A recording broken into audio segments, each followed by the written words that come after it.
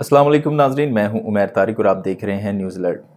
नाजरीन, मुल्क में जो मौजूदा सियासी सूरत हाल चल रही है और गुज़िश्ता तकरीबन एक साल से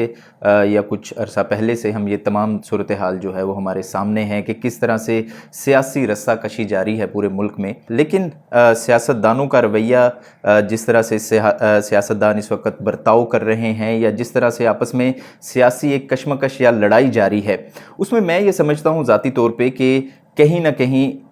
एज़ अवाम हमारी भी कोई ना कोई गलती है, या हमारी भी जो हैं वो तरजीहात, जैसे जैसे सियासतदानों की तरजीहात तब्दील होती हैं तो वैसे ही हमारी भी तरजीहात जो हैं वो तब्दील होती रहती हैं। जैसे ही हम देखते हैं मुल्क में कोई भी जो है वो नया सियासी बयानिया बनाया जाता है तो उसी तरह अवाम भी जो है वो उसी बयानिए के पीछे चल पड़ती है। या इसके अलावा आप ये कह सकते हैं कि सोशल मीडिया के जो ट्रेंड्स हैं वो हमें ये बताते हैं कि अवाम की सोच क्या है, अवाम की राय क्या है, और वो हमें खालिस्तन जो इस वक्त हम अगर सोशल मीडिया के स्टैट्स की बात कर लें तो आप गुज़िश्ता 1-1.5 साल के जितने भी ट्रेंड्स हैं, ख़ास तौर पर फेसबुक के, यूट्यूब के, या उसमें अगर हम ख़ास तौर पर जिक्र करें कि ट्विटर के,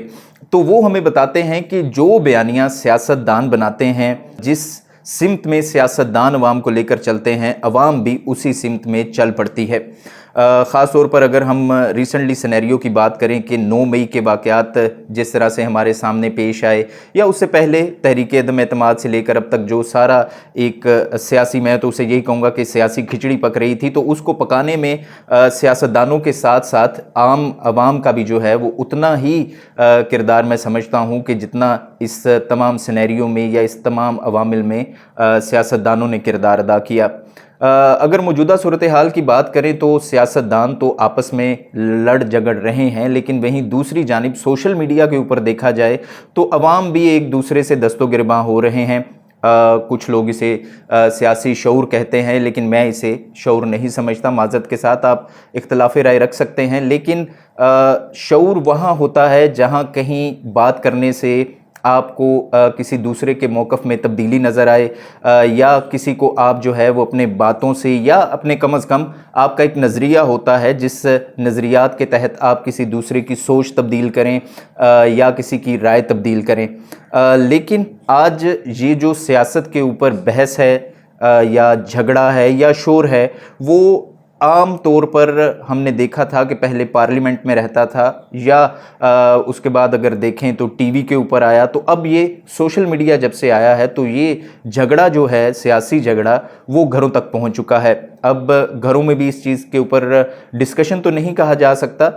लेकिन इसके ऊपर मैं कहूँगा कि झगड़ा होता है आपस में, चाहे वो वालिद और बेटे का हो या आपस में जो है वो पूरी फैमिली का हो। तो वो सियासी नज़रिया या सियासी मौक़िफ़ रखना किसी भी बारे में चीज़ का, तो वो तो कोई बुरी बात नहीं है, और ना ही इसमें कोई ऐसी चीज़ है कि जिस पर एतराज़ किया जाए। लेकिन किसी को सियासी कल्ट बना लेना और उसके ऊपर किसी भी सियासी पार्टी से अगर आपका ताल्लुक़ है या कोई भी लीडर है आपका जिसको आप फॉलो करते हैं, तो उसके लिए या उसकी बात के ऊपर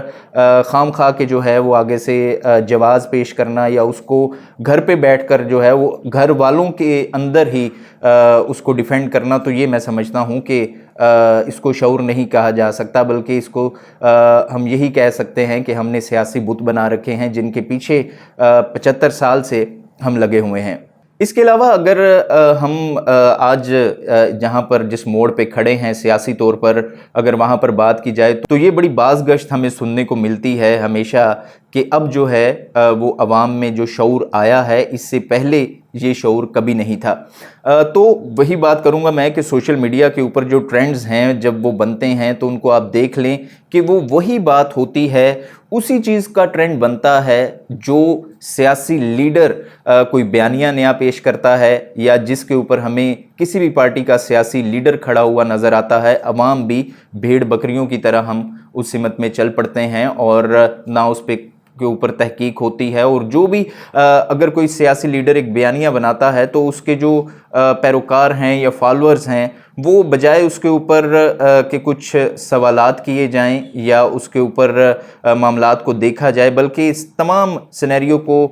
जो है वो पसे पुश डालकर उसके ऊपर जो है वो सोशल मीडिया के ऊपर एक रेस सी बन जाती है, जिसमें ना तो इखलाकियात का جو ہے وہ دائرہ کار اس میں کوئی اس کا خیال رکھا جاتا ہے، اور نہ ہی اس میں کوئی اس طرح کی تعمیری بات ہوتی ہے کہ جس سے پتہ چلے کہ واقعی یہ کوئی جو بات ہو رہی ہے اس سے کسی نہ کسی کو فائدہ جو ہے وہ سننے میں یا اس کو پرکھنے میں ضرور ملے گا۔ تو جہاں تک سیاسی شعور کی بات ہے تو آج جو بحث سوشل میڈیا پہ ہو رہی ہے یا گھروں میں ہو رہی ہے، تو اب کہا یہ جا رہا ہے کہ اس طرح کا سیاسی شعور پہلے کبھی نہیں عوام میں آیا تھا۔ تو اگر ہم 90s کی بات کریں تو اکثر آپ نے دیکھا ہوگا کہ جب 90s میں تو ظاہر ہے سوشل میڈیا نہیں تھا، ٹی وی بھی اس طرح سے نہیں تھا، تو جہاں پر گفت و شنید ہوتی تھی تو وہ ہوٹل ہوتے تھے یا کوئی بھی اس طرح سے عوامی مقامات ہوتے تھے جہاں پر اس طرح کی جو ہے وہ بات ہوتی تھی یا بحث ہوتی تھی، تو وہ ہوٹل تھے یا عوامی مقامات تھے، اور وہاں پر اکثر یہ دیکھنے میں نظر آتا تھا کہ لکھا ہوا ہوتا تھا کہ سیاسی اور مذہبی گفتگو سے پرہیز کریں۔ اور کیونکہ یہ جو سیاست کے اوپر گفتگو ہے، ہماری قوم کا المیہ ہمیشہ سے یہی رہا ہے کہ سیاست کے اوپر گفتگو جو ہے وہ کبھی بھی تعمیری نہیں ہوتی، یہ بحث کی صورت اختیار کر لیتی ہے، اور اس میں نہ کوئی جیتتا ہے اور نہ کوئی ہارتا ہے۔ اسی طرح مذہب کے اوپر جس طرح سے ہمارا ایک موقف ہے یا جس طرح سے ہم مذہب کو لے کر چلتے ہیں، تو مذہب میں بھی ہمیشہ سے ایسے ہی ہوتا ہے کہ کوئی بھی جو ہے وہ اپنا موقف تبدیل کرنے کی جو ہے وہ بات نہیں کرتا، بلکہ اس کے اوپر ڈٹائی سے کھڑے رہتے ہیں، اور ایٹ دی اینڈ پھر جو معاملات ہمارے سامنے آتے ہیں وہ بڑے تکلیف دہ ہوتے ہیں۔ آج اگر ہم سوشل میڈیا کو لے لیں تو سوشل میڈیا کے اوپر بھی یہی سب چل رہا ہے۔ سب سے زیادہ ریٹنگ جو ہے یا سب سے زیادہ جو فالورز ہیں یا سب سے زیادہ کسی بھی چیز کے اوپر جو ہے وہ اس کو لوگ دیکھنا پسند کرتے ہیں یا جس کے اوپر بات کی جاتی ہے، وہ ابھی بھی ہمارے پاکستان میں یا تو سیاست ہے یا مذہب ہے، اور دونوں کے اوپر جو بات ہوتی ہے وہ ہمیشہ لڑائی جھگڑے اور بحث کی صورت میں ختم ہو جاتی ہے، اور اس کا حل کوئی نہیں نکلتا۔ اگر اس موجودہ سیاسی صورتحال میں ہم بات کریں ہمارے سیاسی رویوں کا، خاص طور پر ہمارے جو لیڈران ہیں یا ہمارے جو منتخب نمائندے ہیں، تو ہمیں وہی دیکھنے کو ملے گا کہ جو 75 سال سے لے کر اب تک ہو رہا ہے۔ کسی قسم کا میں یہ سمجھتا ہوں کہ سینیریو میں چینج نہیں ہے۔ ہمارے جو لیڈران ہیں، ہمارے جو حکمران ہیں، وہ کبھی بھی نظریاتی نہیں ہوئے، جبکہ دوسری جانب وہ اپنے ہی لگائے ہوئے نعروں پہ یا اپنے ہی بنائے ہوئے جو ان کے بیانیے ہیں ان کے اوپر عوام کو تو نظریاتی کر دیتے ہیں، یا عوام تو نظریاتی طور پر ان کے ساتھ منسلک ہو جاتی ہے۔ لیکن ہم نے دیکھا کہ 90s کے بعد سے لے کر اب تک جب بھی کوئی اس طرح کی جو ہے وہ کسی پارٹی کے اوپر سخت جو ہے وہ وقت آتا ہے، تو ہمیشہ سب سے پہلے جو بھاگتے ہوئے نظر آتے ہیں وہ ہمیں صف اول میں کھڑے ہوئے جو کسی بھی سیاسی لیڈر کے قائدین ہیں وہ نظر آتے ہیں، لیکن دوسری جانب عوام جو ہے وہ وہیں پر قائم رہتی ہے، اور عوام جو ہے وہ ہمیشہ جیلوں میں جاتی ہے۔ عوام چاہے اگر وہ